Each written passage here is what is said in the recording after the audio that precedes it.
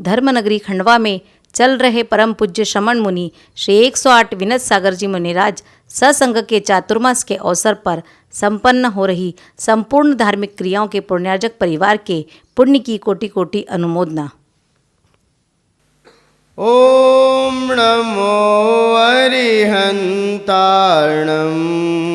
ओम नमो अरिहंताणम्। ओम नमो सिद्धाणम्।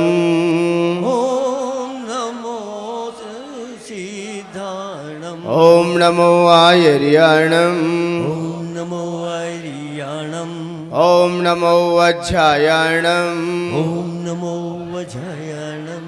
ओम नमो लोहे सव्वसाहुणम्। ओम नमो लोहे सव्वसाहुणम्। ओम नमो लोहे सव्वसाहुणम्। ओम नमो लोहे सव्वसाहुणम्। आपने आपको आप में वर लिया।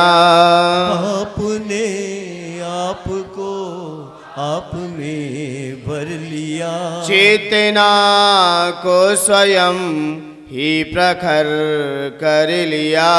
चेतना को स्वयं ही प्रखर कर लिया। बीतरागे प्रभु हे महावीर जिन। बीतरागी प्रभु है महावीर जी। आदिनाथ प्रभु तुम हो तारण तरण।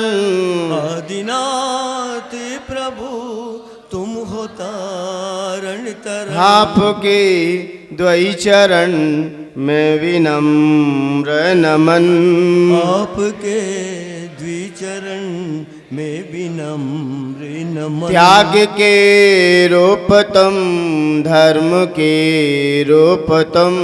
त्याग के रूप तुम धर्म के रूप तुम। ज्ञान के रूप तुम ध्यान के रूप तुम। ज्ञान के रूप तुम ध्यान के रूप तुम। हे विराग गुरु दो विरागी नयन। हे विराग गुरु दो विरागी नयन। हे विनम्र गुरु दो मुझे अवसरण।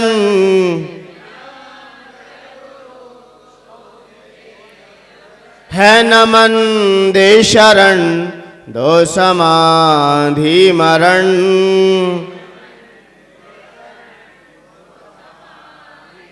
आपके द्वै चरण में विनम्र नमन।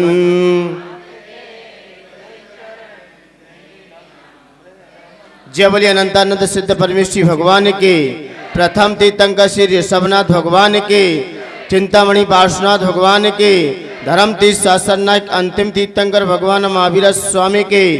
परम पूज्य आचार्य भगवंत गुरु श्री मानतंग महामुनिराज के। आचार्य भगवंत गुरु श्री विराट सागर जी गुरुदेव के। उच्चारणाचार्य 108 श्री विनम्र सागर जी गुरुदेव के। अहिंसामयी जैन धर्म के।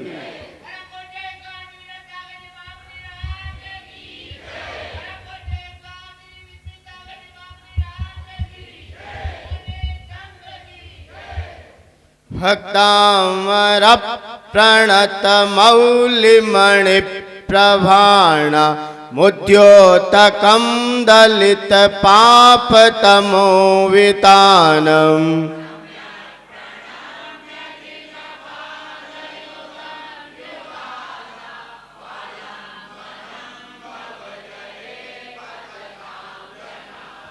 यह संस्तुतः सकल वाङ्मय तत्त्वबोधा दोद्भूत बुद्धि पटुभि सुरलोकनाथै।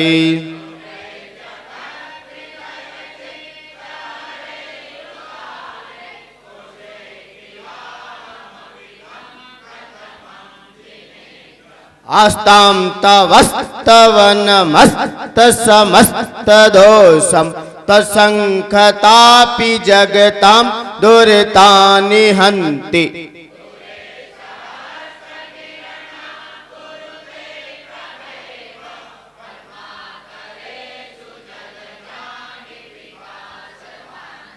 पद्माकरेषु जल जानि विकास भांजे।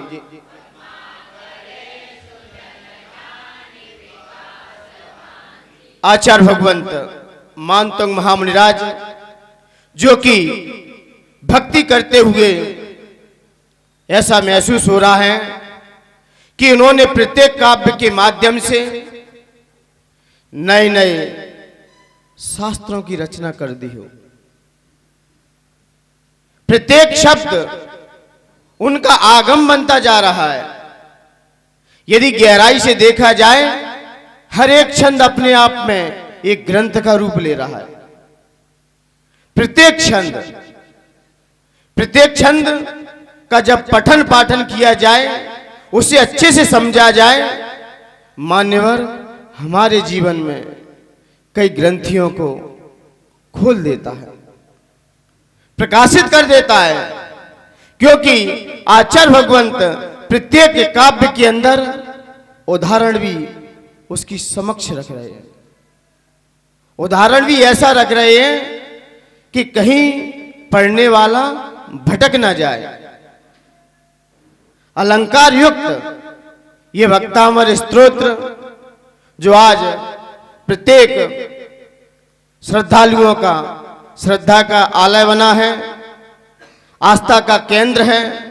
जैसे अपने धर्म में णमोकार महामंत्र की जितनी महिमा गाई जाती है और स्तोत्रों में भक्तामर स्तोत्र की महिमा गाई जाती है, उसकी महिमा के बारे में आचार्य भगवंतों ने उदाहरण के माध्यम से हम लोगों के बीच रखा।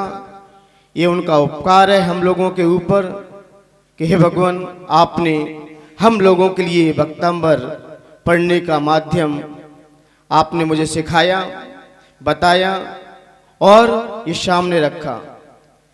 जब देखा जाता है, कल कहा गया कि भगवान आपकी निर्दोष स्तुति है। कल भक्ति करते हुए क्या कहा? आपकी भक्ति कैसी है? निर्दोष है, कोई दोष नहीं है। किसी प्रकार का भी देखा जाए आपकी भक्ति में कहीं हमें दोष नहीं दिख रहा है। दोषियों को दोष दूर कर देगी, दोषियों के पाप दूर कर देगी, लेकिन आपकी भक्ति निर्दोष है। वह निर्दोष भक्ति आत्मा के प्रदेशों को खिला देती है, शरीर के रोम रोम खिल जाते हैं और मन का मयूर नाच उठता है। जैसे ही आपका स्तवन करते हैं, जैसे ही आपकी स्तुति करते हैं, तो मन का मयूर नाच उठता है और अंतरंग में वो विशुद्धि बनती है, वो परिणामों में निर्बलता बनती है, मानवर उसे हम अपने वाक्य से भी नहीं कह सकते।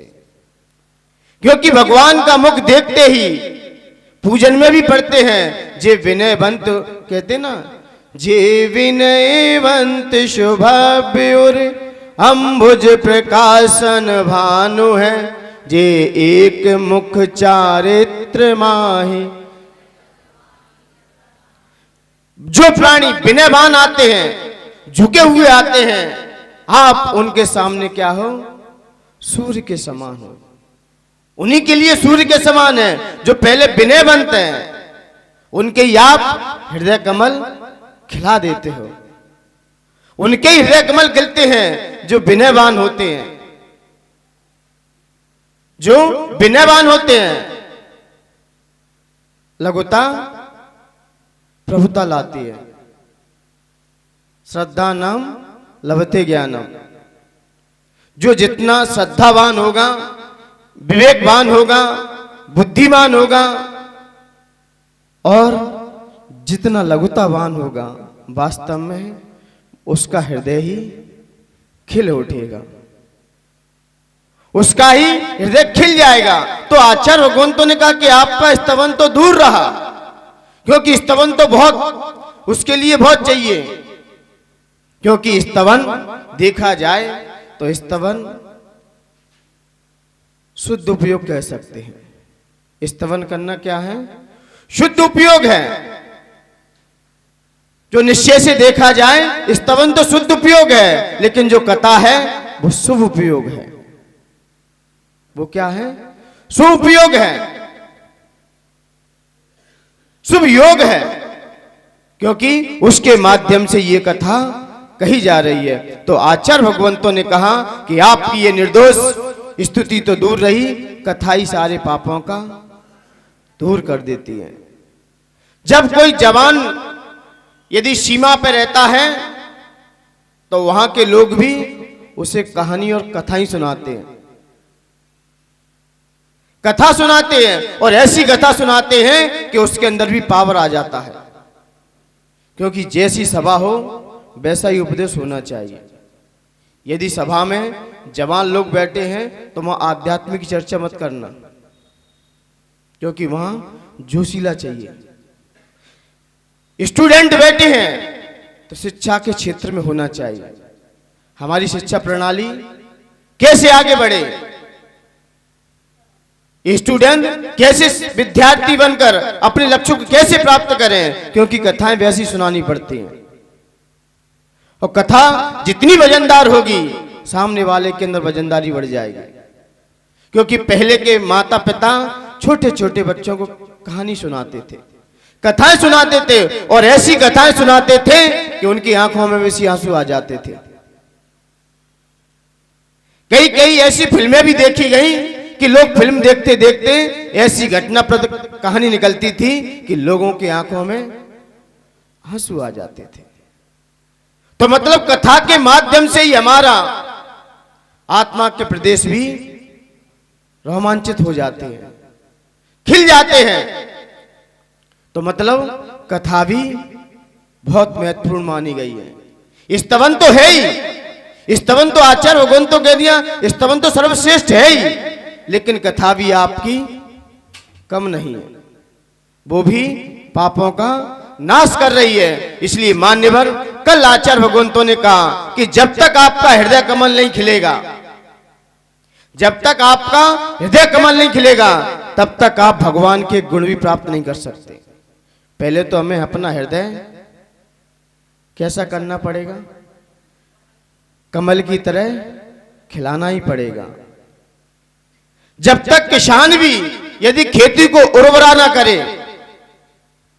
खेती को जोतकर उर्वरा कर देता है, भूमि को कैसी कर देता है, उर्वरा कर देता है। क्योंकि उर्वरा खेत होगा, क्योंकि यदि ठोस मिट्टी रही उसमें डाला गया बीज कोई काम का नहीं। जो मुरझाए हुए दिल हैं उनमें भगवान कभी नहीं बैठता, उनमें कभी नहीं बैठता। लोग कहते हैं कि जैन समाज किसका पक्ष करती है, वो किसी का पक्ष नहीं करती। जब हमें अपने आराध्य को आसन देना हो तो बीजेपी का चिन्ह आ जाता है, और जब हमारे आचार्य परमेष्ठी को आशीर्वाद देना हो तो कांग्रेस आ जाती है, और जब अध्ययन करने की बारी आए तो उजाला करने के लिए लालू की लैंटेन आ जाती है। सब है यहां पर, पार्टी के भी देखी जाए सब है, और रैली निकाली जाए, जुलूस निकाला जाए, और अभिषेक होना हो भगवान का जन्माभिषेक तो हाथी को बुलाया जाता है, तो मायावती आ जाती है। सब है यहां पर। इसलिए जैन समाज किसी का नहीं है, वो सबकी है, क्योंकि सारे चिन्ह यहीं से गए, वो सबकी है। ऐसे ही हमारा हृदय जब तक कमल की तरह नहीं खिलेगा तब तक भगवान के गुण नहीं आ सकते। आप कितना भी कर लेना, क्योंकि भगवान की कथा ही कहा गया है कि भगवान की कथा, भगवान का स्मरण ही 70 कोड़ा कोड़ी का जो कर्म बंध बंधा है वो अंत कोटा कोटि रह जाता है। किसके बल पर? भक्ति के बल पर अंत कोटा कोटि स्थिति रह जाती है, तभी यह जीव 5 लब्धियां प्रारंभ करता है। कर्मों की स्थिति कितनी रह जाए? अंत कोटा कोटि, अंत कोटा कोटि सागर की जब स्थिति रह जाए, और कितनी थी? 70 कोड़ा कोड़ी सागर की बंधी हुई है कर्म की स्थिति, अंत कोटा कोटि कर दी, फिर वो 5 लब्धियां करेगा। यहीं से क्या करेगा? 5 लब्धियां करेगा, सम्यक्त्व के अभिमुख हो जाएगा, तभी उसका हृदय कमल खिल जाएगा। बिना हृदय कमल खिले बिना कोई भी गुण नहीं जाएगा। आपको दिल खोलना ही पड़ेगा। और दिल खिलता किससे है? जब तक हमारी पाप प्रवृत्तियां बैठी रहेंगी तब तक हमारा हृदय नहीं खिल सकता। जैसे ही हमारी पाप प्रवृत्तियां ढीली पड़ जाएंगी, कमजोर हो जाएंगी, अपने आप आपका हृदय खिल जाएगा। क्योंकि हमारी आत्मा में भी अंधकार छाया है। क्या छाया है? अंधकार छाया है। जब तक सम्यक रूपी सूर्य अपना प्रभाव नहीं दिखाएगा तब तक अंदर से अंधकार भी मिटने वाला नहीं है। आप देखिए ना, अब आगे की चर्चा आचार्य भगवंत कह रहे हैं, जब तक आपका हृदय कमल नहीं खिलेगा तब तक भगवान के गुण नहीं आ सकते, और भगवान के गुण नहीं आएंगे तो आप उन जैसे भी नहीं बन सकते। आपको उन जैसा बनना है तो अंदर से बुराइयां तो निकालनी ही पड़ेंगी। आप जरा विचार कीजिए, कोई भी विधायक बनता है या सांसद बनता है या मंत्री बनता है, उसका पहले पूरा बैकग्राउंड देखा जाता है। कहीं कोई टैक्स बाकी तो नहीं है, कहीं कोई केस तो नहीं है, कहीं कोई अपराधी तो नहीं है। जब नया कैंडिडेट जाता है चुन के तो उसका पूरा बैकग्राउंड देखा जाता है। पुलिस की भी नौकरी ले और चाहे जवान बनने, बीएसएफ आदि जवान बने, तो उसका पहले पूरा बैकग्राउंड चेक किया जाता है। क्यों? तभी सरकार आपको स्वीकार करेगी। तो ये भी सरकार जब ही स्वीकार करेगी आपको जब अंदर से आप सही हो, अंदर से आपका दिल साफ हो,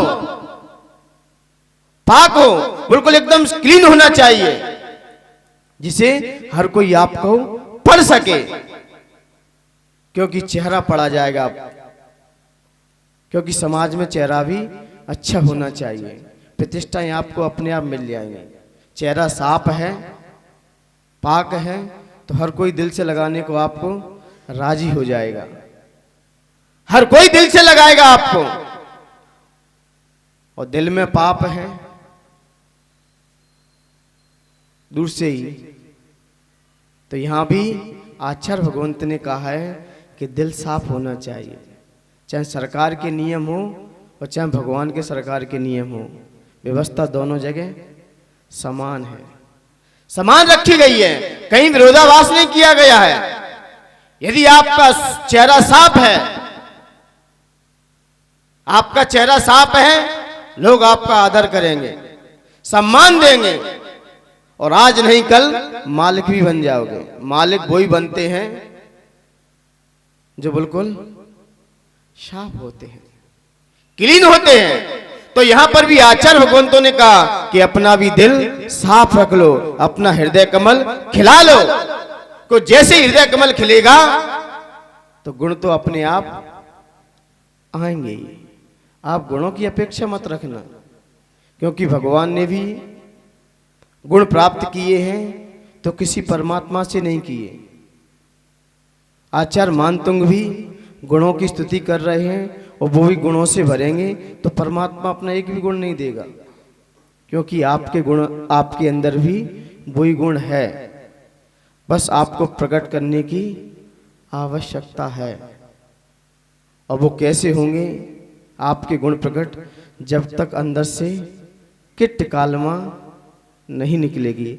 आत्मा तो त्रैकालिक शुद्ध है, वो तो शुद्ध ही है, लेकिन क्या करें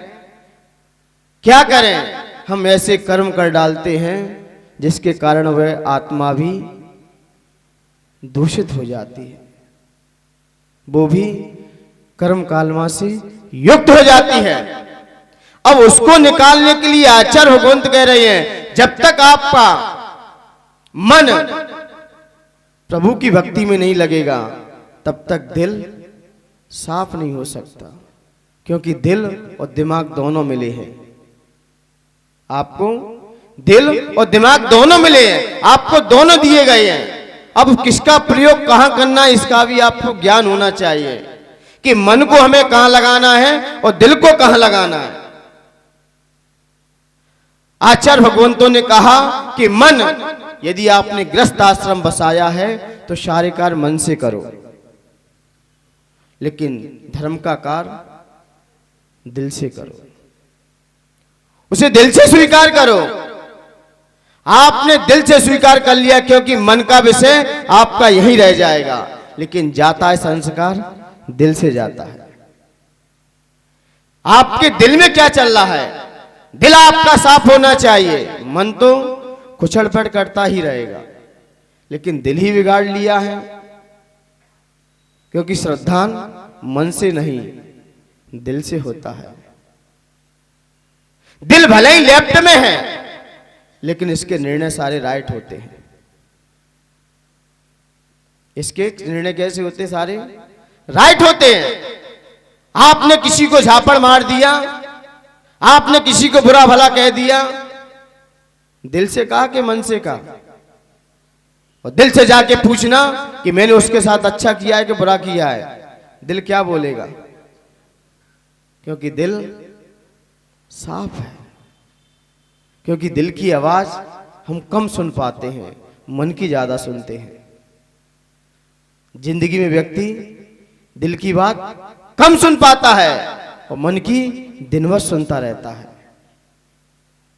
इतना सुनता रहता है, इतना सुनता रहता है, मुझे लगता है कि इसकी जिंदगी को मन ने नौकर बना के रख दिया है। हम उसकी सेवा में रहते हैं, मन ने जैसा कहा वैसा करने के लिए आतुर हो जाते हैं, लेकिन दिल कहता है उसकी सुनते ही नहीं है। जो व्यक्ति दिल की सुन ले बात, उसका हृदय कमल आज नहीं कल उसी का ही खिलेगा। जितनी आप दिल की सुनोगे आपका हृदय कमल खिल जाएगा, और मन की सुनोगे तो दिल वह कमल मुरझा जाएगा,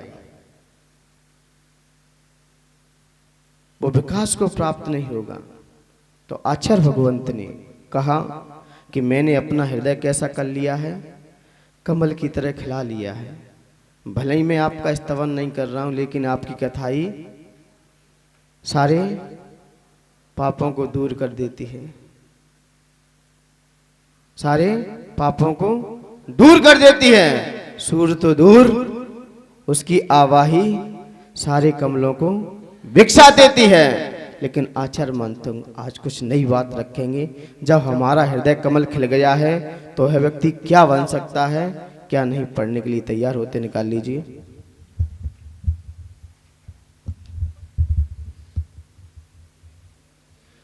नात्याद्भुतम भुवन भूषण भूतनाथ,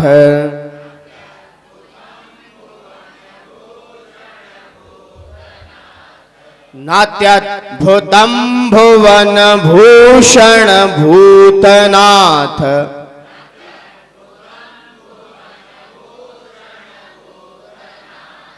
भूतैर्गुणैर्भुवि भवन्तमविष्टुवन्तः,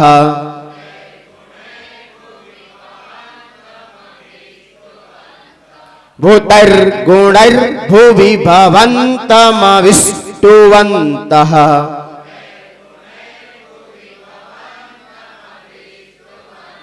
भूतैर्गुणैर्भुवि अने भूते नहीं है, भूतैर तुल्या भवन्ति भवतो ननु तेन क्यों वा,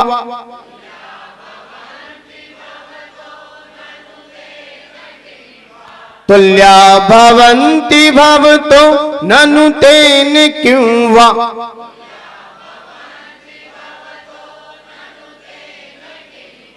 भूत्याश्रितं य इह नात्म समं करोति,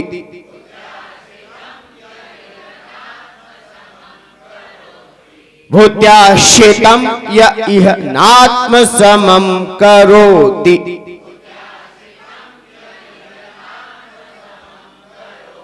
बोलिए अच्छा।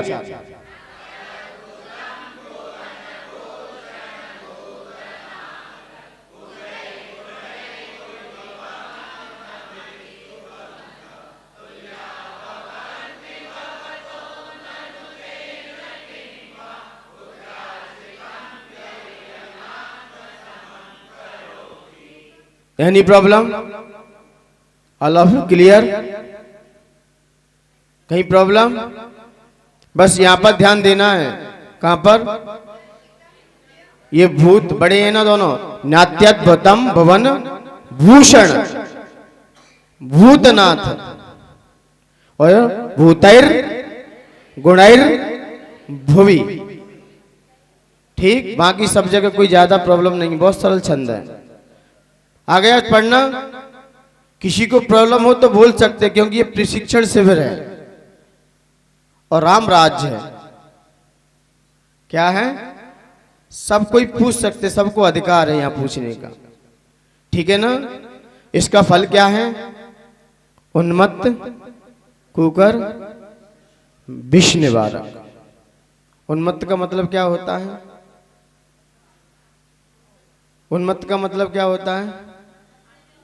उन्मत्त का मतलब होता है पागल। क्या होता है? पागल। पागल क्या होता है?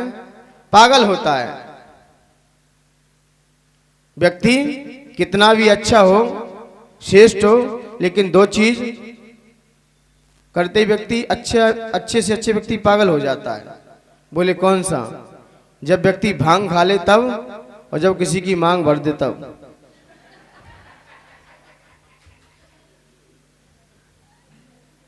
तो यहां पर क्या कहा गया? उन्मत्त कुकर विष निवारक। भांग और तो यहां पर कह रहे हैं उन्मत्त कुकर विष निवारक। उन्मत्त पागल, कुकर कुत्ता, विष निवारक। पागल कुत्ता जब काट लेता है तो विष चढ़ जाता है। कुत्ते के काटा गया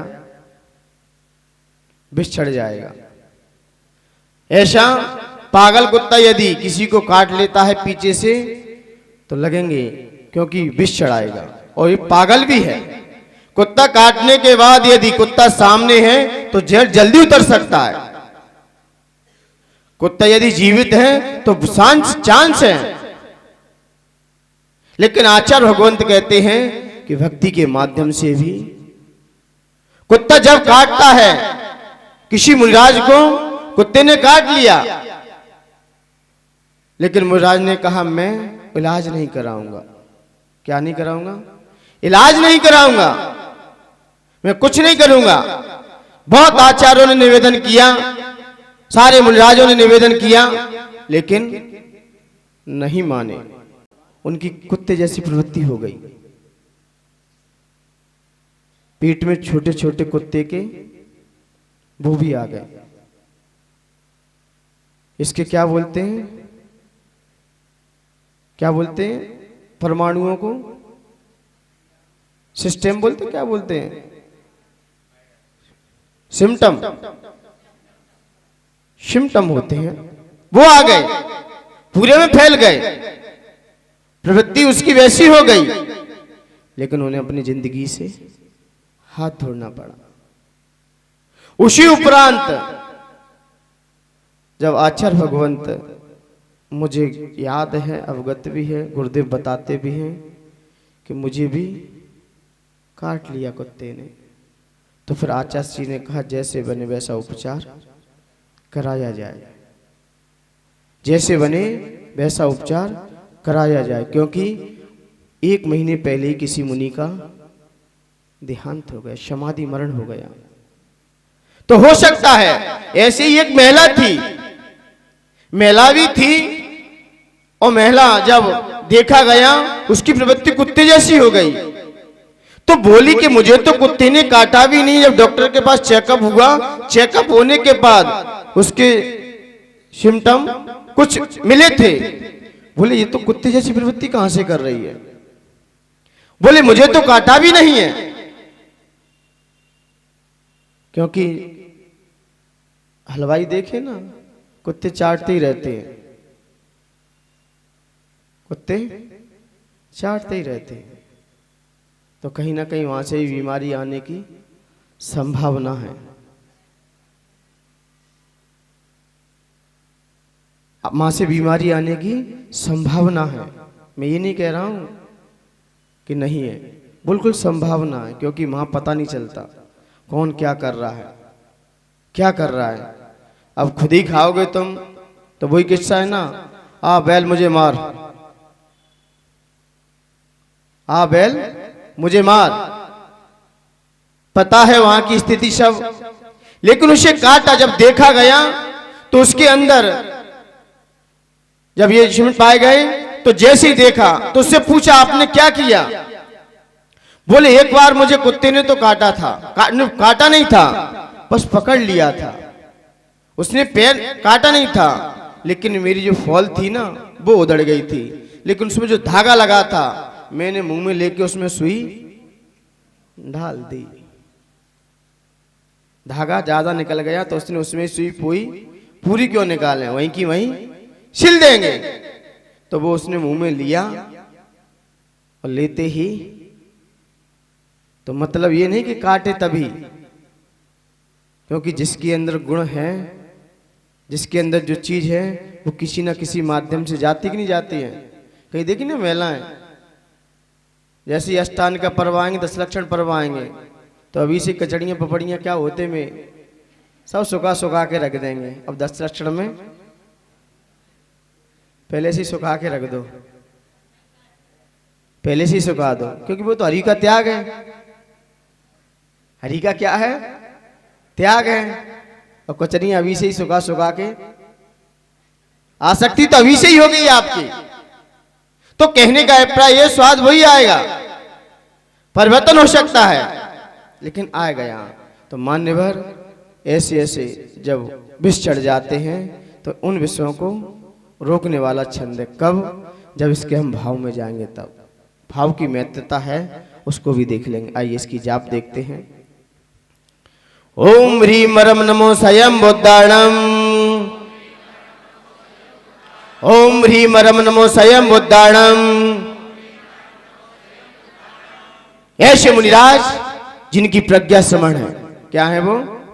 प्रज्ञा समण है और स्वयं बुद्ध है। स्वयं बुद्ध किसे कहते हैं? थोड़ा सा निमित्त मिले बिना ही स्वयं दीक्षा ले लेते हैं। निमित्त मिलने पर दीक्षा को अंगीकार कर लेते हैं। और प्रज्ञा में क्या है? श्रवण है, बिना कारण बिना उपदेश के ही। और अपनी वो जैनुषी दीक्षा को स्वीकार कर लेते हैं। जितने भी तीर्थंकर होते हैं सब स्वयं बुद्ध होते हैं। वो अपने जीवन में किसी को गुरु नहीं बताते। क्या नहीं बनाते? अपने जीवन में किसी प्रकार का गुरु स्वीकार नहीं करते, क्योंकि वो स्वयं बुद्ध होते हैं। ऐसे ये मुनिराज हैं, ये भी क्या हैं? स्वयं बुद्ध हैं। और ये 4 ज्ञान के धारी हैं, विशेषज्ञ हैं और आते ही जैन दीक्षा को स्वीकार करते हैं। ऐसे मुनिराज कहां पर विराजमान है? कहां पर विराजमान है? विदेश क्षेत्र में विराजमान है। उन मुनिराज को मेरा मन से, वचन से, काय से बारंबार नमस्कार हो, नमस्कार हो, नमस्कार हो। अब इसका क्या देखें? भावार्थ। नात्यत भूतम ना इति अद्भुतम, ना इति अद्भुतम। इसमें कोई आश्चर्य नहीं। किसमें? इसमें कोई आश्चर्य नहीं। भुवन भूषण, भुवन भूषण, हे 3 भुवन के आभूषण, हे भूतनाथ, हे 3 भुवन के आभूषण भूतनाथ, इसमें कोई आश्चर्य नहीं है। क्या? किसी प्रकार का आश्चर्य नहीं है। क्यों भूतनाथ क्यों कहा? आदिनाथ भगवान को भूतों को नाथ क्यों कह दिया? ये व्यंतरवासियों की अपेक्षा से न बदले ना। भूत मतलब होता है प्राणी। क्या होता है? प्राणी। प्राणियों के क्या हो आप? नाथ हो। हे त्रिभुवन आभूषण, आप 3 भुवन में क्या हो? कैसे हो आप? आभूषण। जो आपको पहन लेता है वो भी अपने आप में क्या हो जाता है, बहुत सुंदर लगता है। कैसा लगता है? बहुत सुंदर लगता है। जो आपके आभूषण को धारण कर लेता है वो भी इस जगत में कैसा लगता है, सुंदर लगता है। आचार्य भगवंत एक ही भाव स्तोत्र में उन्होंने कहा कि आप को जो भी व्यक्ति धारण करता है वो स्वयं आप जैसा लगने लगता है। मतलब आभूषण वो लोग पहनते हैं जो बदसूरत वाले हैं, जो जिनकी बदसूरत होती है ना, वही आभूषण से पहनते, क्योंकि इससे हमारी सुंदरता आएगी। आभूषण पहनकर अपने आप को क्या देखते हैं जी, मैं सुंदर हूं। और जिनके पास बाहुबल कम होता है वो हथियार रखते हैं। सत्य है क्या? सत्य है, सत्य है। ये परीक्षा हुई। देवों ने कहा कि इस भारत भूमि पर सनत कुमार जैसा कोई सुंदर धरती पर नहीं है। सनत की चर्चा कहां हो गई? स्वर्गों में चर्चा हो गई कि सुंदर रूप देखना है तो सनत कुमार को देखिए, बहुत सुंदर हैं वो, निर्मल आभूषण वाले हैं, बहुत सुंदर दिखाई देते हैं। देव जब परीक्षा करने के लिए आए तो सनत कुमार कहां पर? अखाड़े में अपना मल्लयुद्ध कर रहे, कसरत कर रहे थे। जब देखा तो देवों ने कहा वास्तव में जैसा मैंने आपका स्वरूप सुना था ऊपर, वैसा ही मुझे यहां दिखाई दे रहा है, वैसा ही दिख रहा है। तो सनत कुमार ने कहा अभी तो आपने देखा ही क्या है मेरा, क्योंकि जब अखाड़े में रहते हैं तब कोई आभूषण नहीं होते, तब तो नेचुरल होते हैं। तो जैसे ही वो अंदर गए और अंदर जाते ही अपनी राज वेशभूषा में आ गए, पूरी वेशभूषा में आ गए। तब देवों ने कहा अब नहीं वो सुंदरता, जो पहले सुंदरता थी वो नेचुरल थी, और अब कैसी है? कैसी है? बनावटी है, ओरिजिनल कॉपी नहीं है, ये आर्टिफिशियल है। इसलिए पुरुष ही सर्वांग सुंदर होते हैं, वो महिलाएं जैसी हैं वैसी दिखेंगी नहीं, जैसी हैं वैसी दिखेंगी नहीं। फोटो वाले की दुकान पे भी जाएंगी ना तो फोटो वाला कहेगा एक कॉपी 10 रुपए की निकल के आएगी, एक 20 की और एक 50 की। बोले अंतर क्या है? बोले 20 की कॉपी वो आएगी जैसे आप हो वैसी मिलेगी, और 50 में थोड़े फिल्टर लग जाएंगे, और 100 में जिसके साथ आपको खिंचवाना है वो हम बैठा देंगे। तो अधिकांश लोग कौन सी पसंद करते हैं? कौन सी? तो जैसे हमें वैसा दिखना नहीं चाहेंगे, जैसा हमें वैसे दिखना नहीं चाहेंगे। क्यों? और पुरुष मंदिर आएगा तो शुद्धता से आएगा, शुद्धि का ध्यान रखेगा। नाई की दुकान पे जाएगा, आके क्या करेगा? नहाएगा। और महिलाएं ब्यूटी पार्लर जाए, क्या फिर नहाएंगी क्या?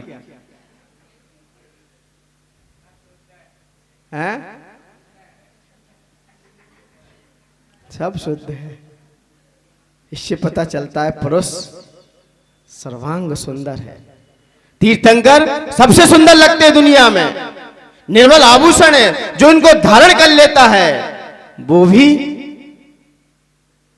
बहुत सुंदर लगता है, बहुत सुंदर लगता है। और ज्यादा श्रृंगार करोगे तो व्यक्ति कम चीज ज्यादा देखेगा, और वो ही ऐसा लगता है, वही सुंदरता व्यक्ति को मकड़ी की जाल की तरह मकड़ी क्या करती है? दूसरों के लिए जाल बुनती है। किसके लिए? दूसरों के लिए। लोगों ने कहा ये लड़के ना हो तो लड़कियां नहाने की तो छोड़ो मुंह भी ना धोएं। ये लड़के ना हो तो लड़कियां भी नहाने की तो छोड़ो अपना मुंह भी ना धो, क्योंकि ये दूसरों के लिए ही जितना भी आकर्षण है। इसलिए फिल्म में देखा है ना, पिक्चर हॉल में देखने जाना, उसमें पिक्चर हॉल में सबसे ज्यादा लोग कौन मिलेंगे? महिलाएं क्या पुरुष? कौन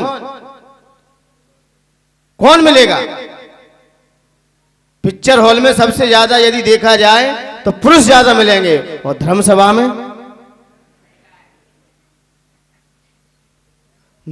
में सबसे आगे कौन रहेगा? और पिक्चर हॉल में, क्योंकि वो दिखाने का काम करती है, पुरुष देखने का काम करता। वो देखता है, दिखाता नहीं है। वहां देखा जाता है विषय, महिलाएं दिखाती नहीं। इसलिए पिक्चर हॉल में महिलाएं हैं कम, पुरुष ज्यादा मिलेगा। इसलिए यहां पर आचार्य भगवंत ने कहा कि हे भगवान, जो आपको धारण कर लेता है वो भी सर्वांग सुंदर दिखता है। मुनराज क्या कोई पहनते हैं कपड़े क्या? और फिर भी जब भी जाते तो, और आप एक दिन ना नहाओ तो शरीर में क्या आएगी? हैं? आती कि नहीं आती? और मुनराज भी भाष्य बिल्कुल एकदम साफ। इसलिए सनत कुमार को जब देखा गया तो उनके जब देखा तो क्या हो गया? ओरिजिनल कॉपी आपकी चली गई। फिर जैसे उन्हें लगा तो उन्होंने अपने शायद सनत कुमार के पुत्रों ने सारा कहाँ के कैलाश पर्वत की जो खाई है ना, वो सारी खुदवाई और वहां पर जलानों की रक्षा करने के लिए आदेश दिया।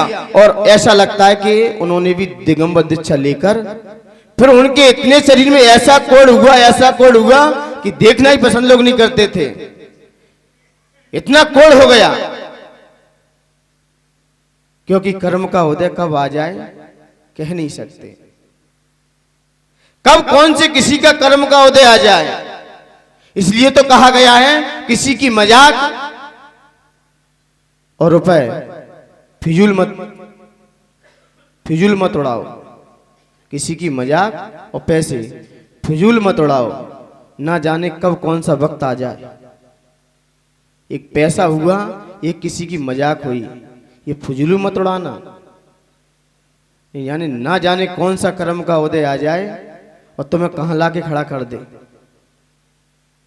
कहां पर खड़ा कर दे, किस मोड़ पे खड़ा कर दे, कह नहीं सकते। तो इसलिए सनत कुमार को भी इतना कोढ़ हो गया कि लोग देखना पसंद नहीं करते थे। कई कथाएं हैं, श्रीपाल की भी कथा है और भी कथाएं। जो सुगंधा थी ना, है दुर्गंधा, उसका शरीर कितना सुंदर था। वो अपने शरीर पर इतनी ठिलाई, इतनी, और किसी मुनराज को देख कर मुनराज निकले, क्योंकि मुनराज की भक्ति करने से ही सुंदर रूप मिलता है। भक्ते सुंदर रूपम।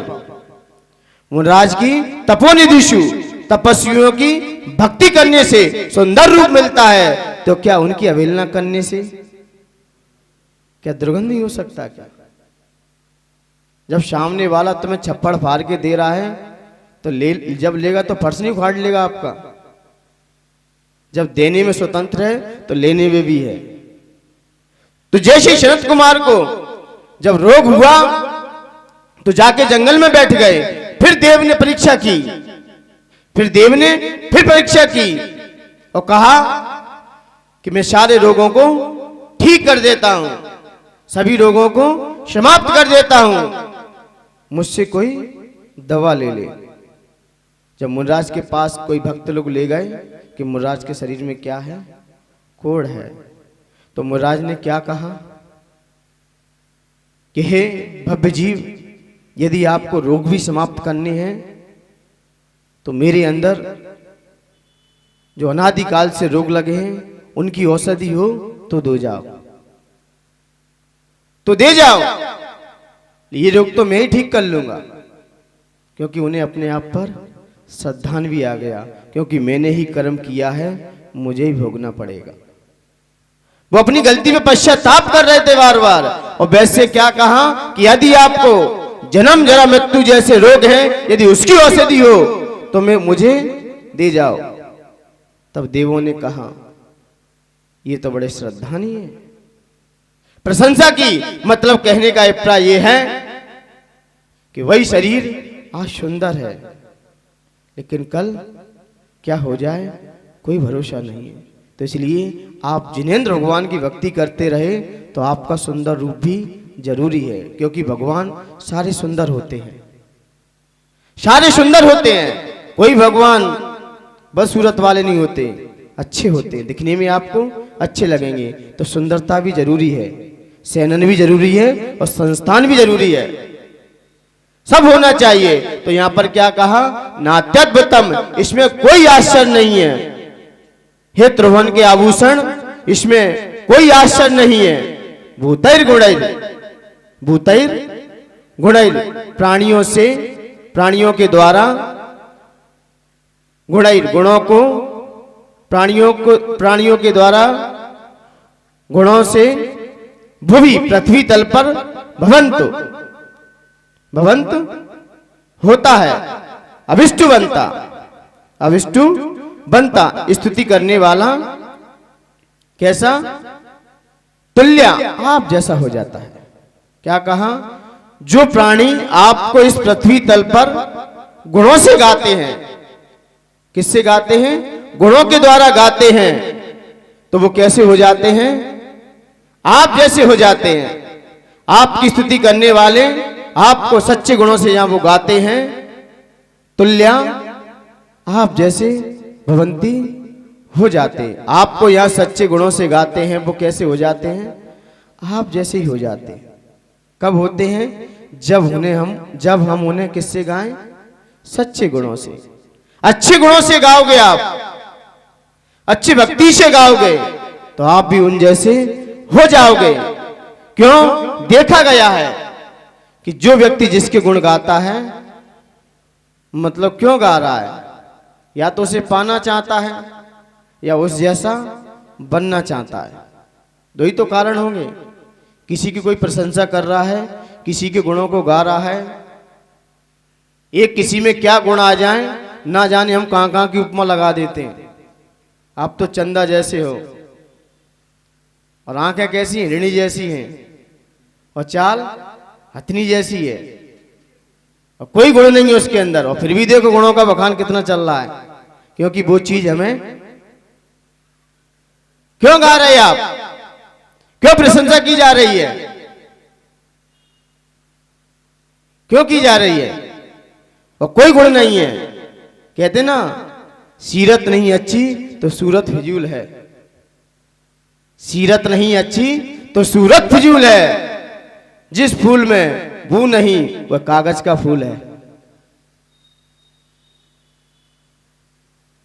खूबसूरत लोग अच्छे नहीं लगते, लेकिन अच्छे लोग जरूर खूबसूरत लगते हैं।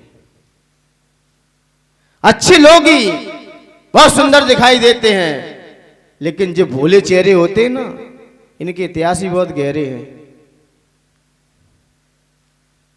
और लोग यानी कहां कहां उपमा देने लगते हैं। कोई गुण नहीं है और फिर भी हम गा रहे हैं, क्योंकि हम उसे पाना चाहते हैं। तो आचार्य भगवंतों ने कहा कि जब कोई शराबी प्रशंसा करता है तो क्यों कर रहा है, क्यों कर रहा है, क्यों कर रहा है,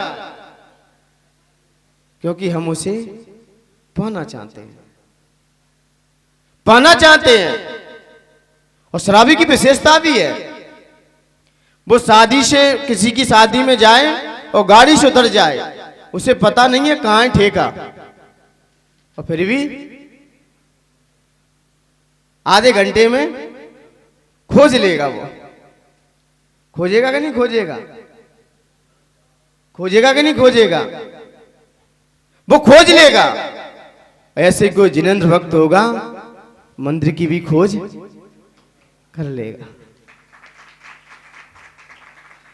ये हमारी अंदर की भावना है कि हम क्या चाह रहे हैं।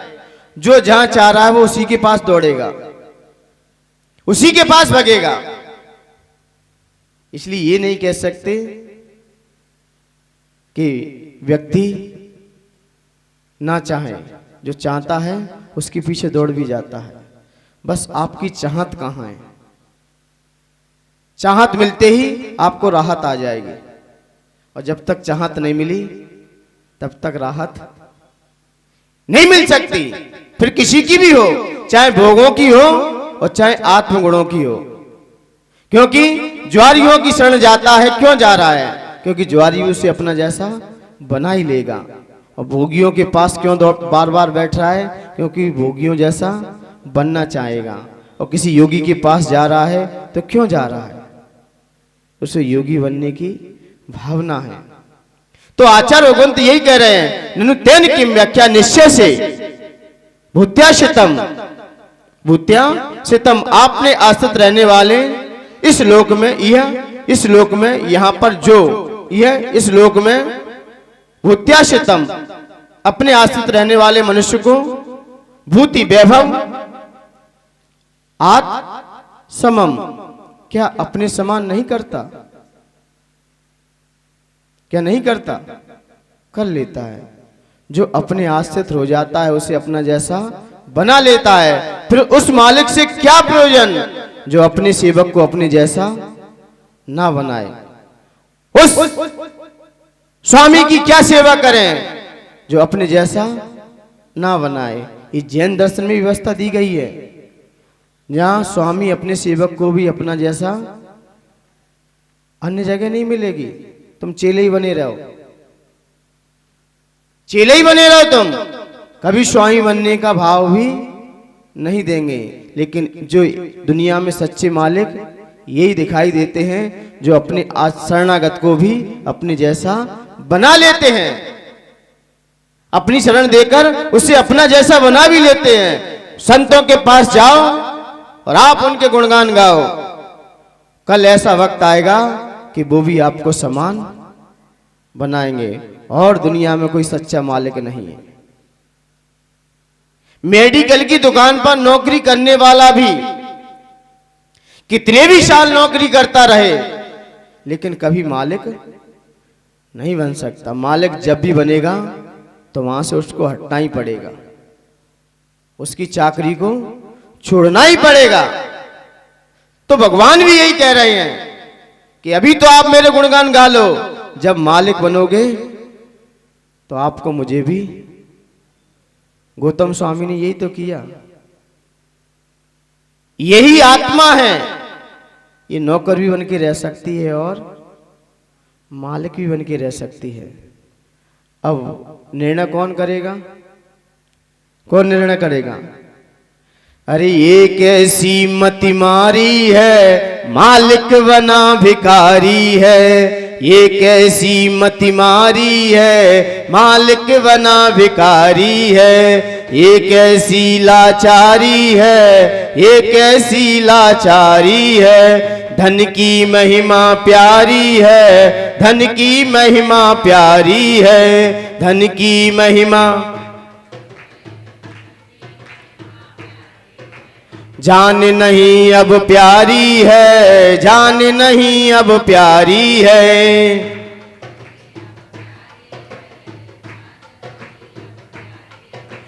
खुद को जो जाने हो, खुद को जो जाने वो खुदा को पाए रे। जीवन है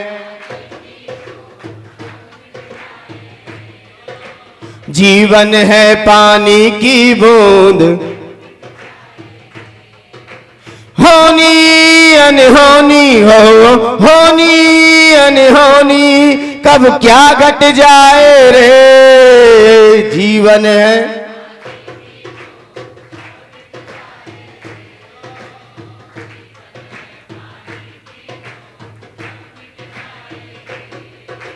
यह कैसी मति मारी है, मालिक बना भिखारी है।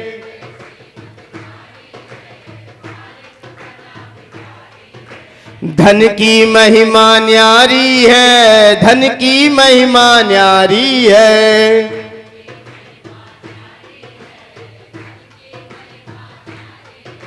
जान नहीं अब प्यारी है, जान नहीं अब प्यारी है।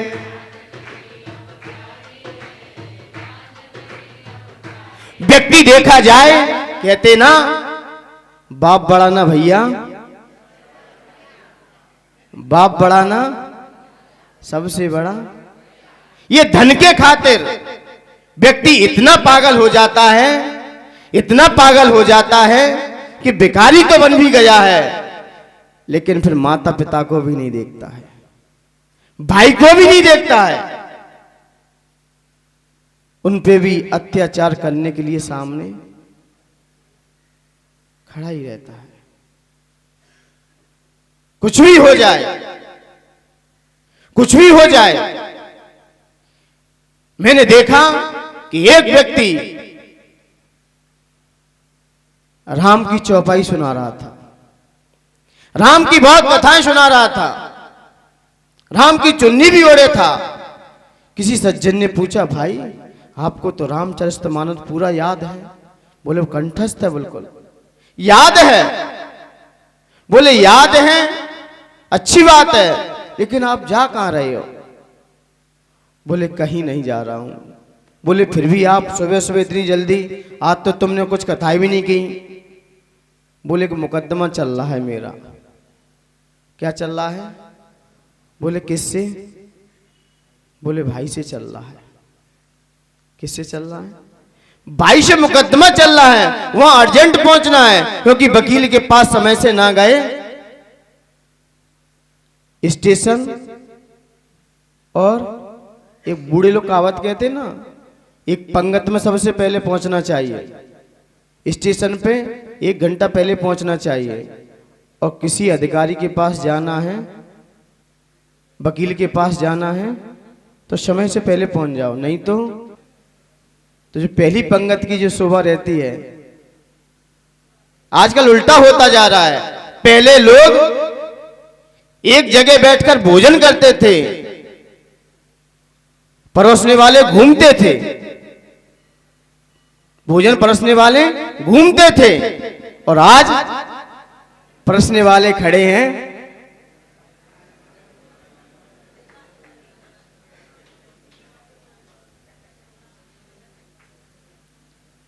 पहले जो परस करने वाले वो घूमते थे पूरे में, और खाने वाला शांति से बैठा रहता था, और अब खाने वाला पागलों की तरह घूमता है। तो इससे पता चलता है तुम जीने के लिए खाते हो, खाने के लिए जी रहे हो। किसके लिए? क्योंकि पहले सज्जनता थी, सम्मान से भोजन करते थे, एक जगह बैठकर जो हो चुपचाप रख जाओ। और आप तो आज भिखारियों की तरफ ले ली प्लेट हाथ में, मांगना पड़ता है। और पहले सम्मान से हमने अपनी प्रतिष्ठा स्वयं गिराई है, वैसे कहते स्टैंडर्ड बढ़ रहा है। क्या बोलते हैं? स्टैंडर्ड बढ़ रहा है। अरे आपका स्टैंडर्ड और गिर रहा है, तो वहां पर सबसे पहले पहुंचना चाहिए। सबसे अधिकारियों के पास वकील हो, पहले पहुंच जाओ, क्योंकि फाइल आपकी खुल सकती है। तो पहले पहुंच रहा है। बोले भगवान की भक्ति तो कर लो, आप राम की चौपाई गाते थे, वो तो भक्ति कर लो। नहीं, मुझे कहां जाना है? उसने कहा भाई रामचंद्र जी का चोला पहनने से राम के गुण नहीं आएंगे, रामचंद्र जी का चोला पहनने से उनके एक भी गुण नहीं आएंगे आपके अंदर। भले ही तुम कितने भी गुणों को गाते रहो, एक भी गुण नहीं ले सकते। क्यों? रामचंद्र जी ने भरत से कौन सा मुकदमा लड़ा? रामचंद्र जी अयोध्या के राजा होने वाले थे, लेकिन राज्य किसके हाथ में चला गया? भरत जी के हाथ में चला गया। कहा कहीं कोर्ट कचहरी करने गए क्या? किसी अदालत में गए क्या रिपोर्ट करने? पिता की आज्ञा थी। भले ही हम पार्श्वनाथ की आराधना करते हैं, लेकिन स्वभाव कैसा है? कैसा है? कमठ ने तो उपसर्ग किया, लेकिन पार्श्वनाथ शांति से रहे। और हम भले ही पार्श्वनाथ की आराधना करें, लेकिन हमारा स्वभाव, बस यही विचार करने का विषय है। मैंने कल भी कहा था कि जब तक हम भगवान के गुण जब तक नहीं ले सकते, जब तक अपने अंदर से बुराइयां बाहर नहीं निकालोगे, आप कितने भी गुणगान करते रहना, कितने भी प्रशंसा करने रहते रहना, ये प्रशंसा कैसी है? झूठी है, वास्तविक नहीं है। ये वास्तविक आराधना नहीं है। भगवान की गाथाएं चौपाई याद करने से कहीं भगवान नहीं मिलेगा। भगवान जब भी मिलेगा, उन जैसे गुणों को हमें अपने जीवन में लाना ही होगा। और आज देखा जाए, सबसे बड़ा त्यागी कौन है? श्रावक के साधु? कितना बड़ा त्याग? कौन त्यागी सबसे बड़ा? मैं विचार कर रहा था कि इस दुनिया में सबसे बड़ा त्यागी श्रावक है कि साधु है? सबसे बड़ा मालिक कौन है? सबसे बड़ा मालिक कौन है? साधु है कि श्रावक है? सबसे बड़ा त्यागी तो देखा गया, सबसे बड़ा त्यागी है श्रावक। साधु बहुत छोटा है। बोले क्यों? कि इस श्रावकों ने तो अपने अनमोल रत्नों का त्याग कर दिया है। किसको त्याग किया है? अनमोल रत्न का त्याग है। और साधु ने तो जिनका मोल था उनका त्याग किया है। तो सबसे बड़ा त्यागी कौन कहा जाएगा? सबसे बड़ा त्यागी कौन कहा जाएगा? क्यों? आपने जो कीमती रत्न थे उनको छोड़ दिया, जिनकी बहुत कीमत थी आपने बहुत छोड़ा है। जो सबसे ज्यादा छोड़ता है वही तो सबसे बड़ा त्यागी होता है। और जो कुछ छोड़ेगा वो छोटा त्यागी है। तो साधु ने क्या छोड़ा है? ये धन छोड़ दिया, इनकी तो कीमत है। और सम्यक दर्शन, सम्यक ज्ञान, सम्यक चारित्र, ये महारत्न है। ये महारत्न है। इनका त्यागी कौन है? श्रावक। तो सबसे बड़ा त्यागी रहा कि नहीं रहा? और साधुओं ने तो ये पत्थर के रत्न छोड़ दिए। किसके? इनकी कीमत है। तो सबसे बड़े त्यागी कौन है? हम त्यागी है ना, श्रावक लोग कि साधु? मान्यवर किसके कारण छोड़े? क्योंकि एक रत्न ही मिलता है। ये रत्न छोड़ोगे तो ये मिलेगा। और हमने किसको पकड़ लिया है? किसको? ये वाले रत्न को पकड़ लिया है। यही दौलत है, यही सब कुछ है। और इसमें इतने पागल हो जाते हैं, फिर ना दिन दिखाई देता है ना रात दिखाई देती है। इतने लाचार हो जाते हैं, इतना शरीर टूट जाता है। क्योंकि पहले व्यक्ति धन को कमाने में इतना पागल सा हो जाता है, इतना पागल हो जाता है, और जब बीमार पड़ जाए और वही धन तन को स्वस्थ में लगा देता है। ना माया मिली ना राम, धन के पीछे इतना भागता है। मान्यवर धन ज्यादा मत भागो, क्योंकि आप सच्चे मालिक नहीं बन सकते। सच्चा मालिक तो वही है दुनिया में जो अपने आश्रित रहने वाले को अपना जैसा बना लेगा। ये वाले लोग आपको अपना मालिक नहीं बनाएंगे। मेडिकल वाला भी अपने पास नौकर रखता है, और रखने के बाद जब वो नौकरी छोड़ के जाता है तो वो स्वयं अपना नया मेडिकल खोल लेता है। तो इसीलिए मान्यवर आपसे भी मेरा कहना है कि आपको ही भगवान की नौकरी करते करते कितना वक्त हो गया। अब नौकरी बने रहोगे, मालिक भी बनोगे? नौकरी रहोगे कि मालिक बनोगे? इससे तो मेडिकल वाला ठीक है, कम से कम 2 साल नौकरी की, और इतनी नौकरी की कि स्वयं मालिक आज बन गया। उससे लगता है कि उसने उपयोग से मेडिकल का पूरा कोर्स जान लिया, पूरा समझ लिया, और हम अभी तक नहीं जान पाए। गलती भगवान की है, क्योंकि भगवान ने मुझ में संस्कार नहीं दिए। भगवान ने तो नहीं, सारी गलती भगवान की तो है, क्योंकि भगवान ने मुझे संस्कार नहीं दिए। मान्यवर वो ना किसी के कुछ देते हैं न लेते हैं। आपको अपनी अंदर की बुराइयां बाहर निकालते ही गुण आपके अंदर प्रकट हो जाएंगे। इसलिए मेडिकल वाला भी पूरा समय निकालता था और समय निकालकर अपना उपयोग वही रखता था, न उसे खाने की परवाह, न उसे उस समय परिवार की परवाह, कोई परवाह नहीं रखता था। उस समय वही रहना है। क्यों?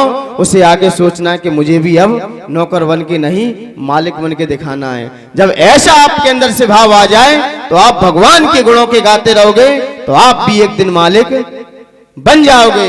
नहीं तो गुणगान गाते गाते जिनवाणी चेंज हो गई, अलवारी भी नई नई बन गई, लेकिन हमारे अंदर रंच मात्री प्रवर्तन नहीं आया। हम भगवान को गुणों से पहले गाएं और गाते भी हैं कि नहीं?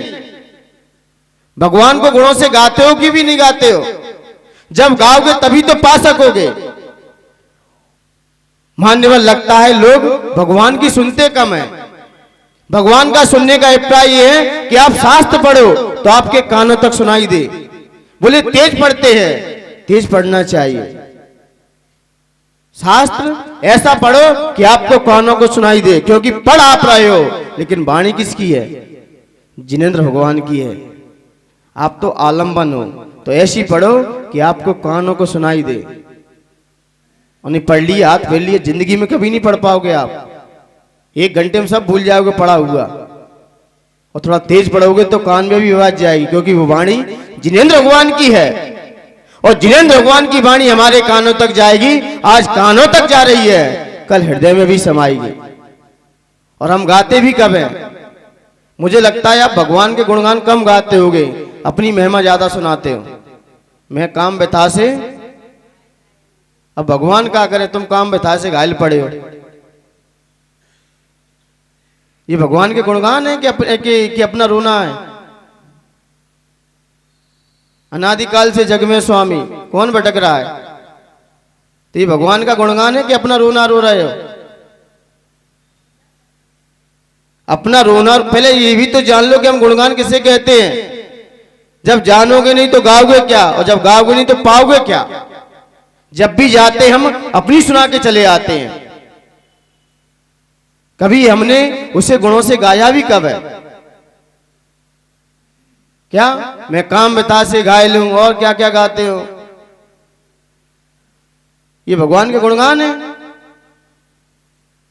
जिसमें आई मी और माइन लगा हो। ये भगवान का गुणगान कभी नहीं हो सकता। गाइए ना देव शास्त्र गुरु की पूजा। कौन सी वाली? कौन सी? ध्यानतराज की। ध्यानतराज ने पूजा लिखी है वो आगम प्रमाणिक है, वो आगम से मिलती है। बाकी तो सब एक दूसरे की बनाई गई पूजा है। पूजन में गुणगान होना चाहिए, गुणगान है पूजन में, वो पूजन आगम प्रमाण है। और इस पूजन में मैं काम व्यथा से घायल हूं, अनादिकाल से भटक रहा हूं, तो भगवान ने ठेका ले रखा है क्या आपका? आचार मान तुम कितने बीड़ियों में डले हैं, उन जैसी पीड़ आप लोगों को तो नहीं है। देखना पूरे स्तोत्र में कभी ये कहें कि मैं झगड़ा पड़ा हूं, मैं बीड़ियों से घिरा हूं, कि बीड़ियों में पड़ा हूं। गुणों से गाएंगे पूरे स्तोत्र में, क्योंकि हम जिसके पास आए हैं उसके ही गुणगान गाओ। काम व्यथा से घायल हो तो किसी कामी के पास जाओ, वो तुम्हें सही कर देगा, वो इलाज करेगा आपका। यहां तो उनको गुणों से गाओ। गुणों से गाओगे तो वो बीमारी भी ठीक हो जाएगी। आएगा पूजन शिविर में पूरा सारा विषय, जल के बाद चंदन का पूरा विषय है। तो कैसे गाया जाए और फिर गाने के साथ कैसे पाया जाए, सब खुलता है उसमें एक एक करके।